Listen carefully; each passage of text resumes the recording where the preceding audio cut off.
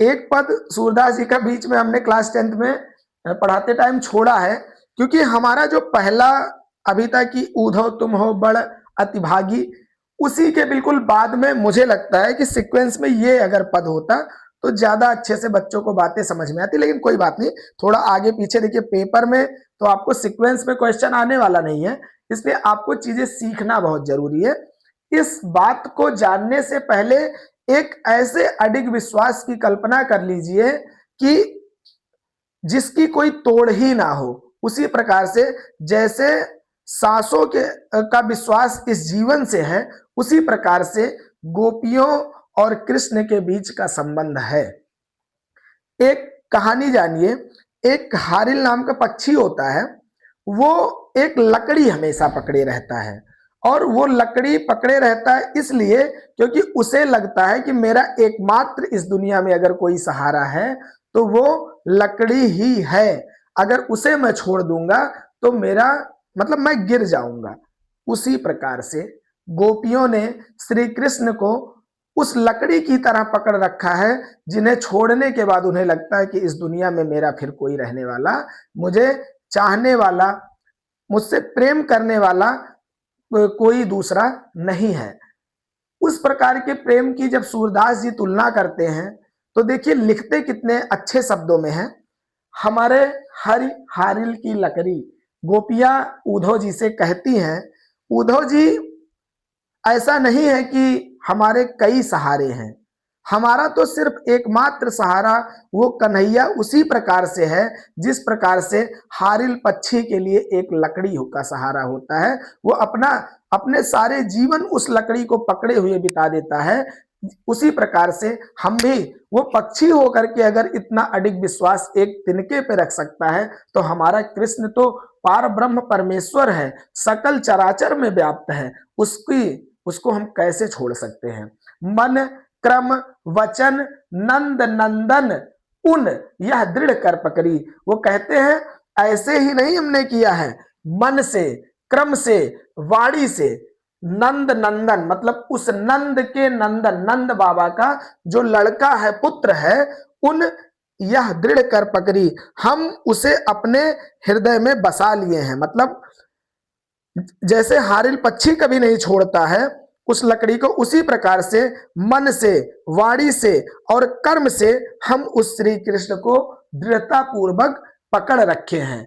और इससे होता क्या है, जागत सोवत स्वप्न दिवस निश, जागते हुए, सोते हुए, स्वप्न में, दिन में, रात में, कान्ह कान्ह जकरी, हम तो एक ही रट लगाए रहते हैं, कान्हा कान्हा कान्हा। यही एक ही रट मेरे अंदर सोते जागते सपने में दिन में हर जगह एक ही रट लगा रहता है। और सुनत जोग लागत है ऐसो, इतनी प्रेम की बात जब आप समझिए, जिसके अंदर इतना प्रेम श्री किसी के प्रति हो, उसे आप योग की बात बता रहे हैं तो पता है मुझे कैसे लग रहा है। सुनत जोग लागत है ऐसो ज्यों करुई ककरी। जिस प्रकार आप खाते रहते हैं तो कभी कभी सलाद में एक ककड़ी पड़ जाए या खीरा ज्यादा करके एक पड़ जाता है तो कैसे लगता है, पूरा टेस्ट बदल देता है। उसी प्रकार से आपका ये जो योग है ना, योग माया जो आप हमारे ऊपर छोड़ना चाहते हैं, ये हमारे ऊपर चलने वाला नहीं है,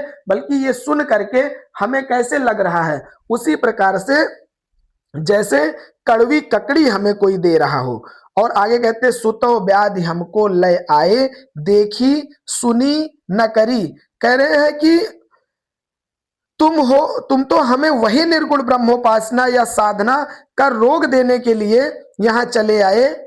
व्याधि मतलब होता है रोग। कह रहे सुतो व्याधि हमको लय आए, आप तो ऐसी बीमारी लेके चले आए ना, मतलब एकदम मूड खराब कर दिए हमारा। गोपियां कहती हैं कि एक ऐसी बीमारी लेकर के चले आए हैं, योग ये जोग नाम का, जो कि देखी सुनी न करी, जिसे ना हमने कभी देखा है, ना सुना है, ना किया है। आप ला करके डायरेक्ट पैरासूट से लॉन्च कर दिए कि हटाओ ये कृष्ण को हटाओ, और अब सीधे सीधे ये लो नया प्रोडक्ट आ गया मार्केट में। प्रोडक्ट क्या है? योग। और योग क्या है? देखिए बात यह है, सगुण और निर्गुण का वही अंतर है ना। जो अंतर अंक गणित और बीज गणित का है। मेरे शब्दों में अगर मुझे परिभाषित करना हो सगुण और निर्गुण को, तो मैं तो यही कहूंगा कि जो अंतर बीज गणित और अंक गणित का है, अंक गणित में आपसे कहा जाता है 3+5 इज इक्वल टू, तो आप लिख देते हैं 8, ये आपका सगुण है।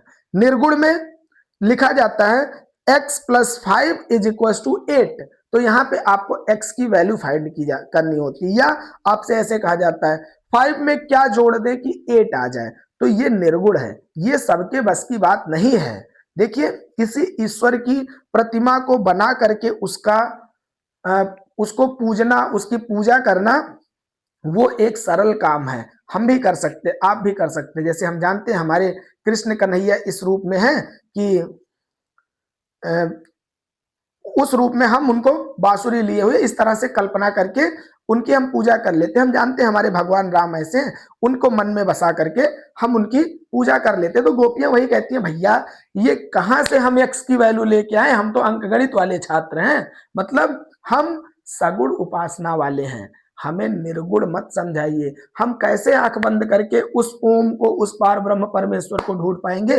जो एक पार ब्रह्म परमेश्वर हमारे सामने, उसको तो हम पा नहीं पा रहे हैं, और चले एक दूसरी बला लेकर के बैठ जाए। तो वही कह रही है कि आपका ये जो रोग है ना, ये हमसे झेला जाने वाला नहीं है, और हम इसे अपना भी नहीं पाएंगे, क्योंकि ये एक ऐसी बीमारी है जिसे ना तो हमने देखा है, ना सुना है, ना कभी किया है। आगे सूरदास जी कहते हैं कि गोपियां बिल्कुल साफ कह देती, स्पष्ट उद्धव जी से कह देती हैं, जिसे आप कहते हैं एकदम क्लियर कॉन्सेप्ट में उन्हें बता देती हैं, यह तो सूर तिन्हई ले सौपो जिनके मन चकरी। देखिए उद्धव जी, ये सब जो आप नया नया फार्मूला लेकर के हमारे सामने आ रहे हैं ना, ये सब लेके जाइए, उनको दे दीजिए ना जिनके मन चकरी, जो भ्रमित मानसिकता वाले हैं, जिनके अंदर अभी भी संदेह है कि वास्तव में ईश्वर कौन है, कृष्ण है या वो निराकार ओमकार है। तो आप उनको ले जा करके ये योग समझाइए, हो सकता है उनको समझ में आ जाए। लेकिन हमारा मन कह नहीं रहे 100 को, जिनके जिनके मन चक्कर खाने वाले हों, आज यहाँ कल वहां, हमारा तो बिल्कुल क्लियर कॉन्सेप्ट है। हम तो ये मान चुके हैं कि अगर कुछ इस दुनिया में है तो वो कृष्ण कन्हैया ही है, वो हमारा श्याम ही है, हमारा ग्वाला श्याम है, जिसके साथ हमने बचपन बिताए हैं, जिसके साथ खेले हैं, वही हमारा पार ब्रह्म परमेश्वर है। गोपियां तो यहाँ तक कह देती हैं, एक कवि को हम पढ़ रहे थे तो उसमें वो कहती हैं कि उद्धव उद्धव को भगा देती है, यहाँ तक चिड़चिड़ापन आ जाता है कि उद्धव जो सूधो गहो या मार्ग, ज्ञान की तेरी जहां गुदड़ी है, एक हुतो यहाँ ज्ञान सिखाइए, कूपही में यहाँ भांग पड़ी है।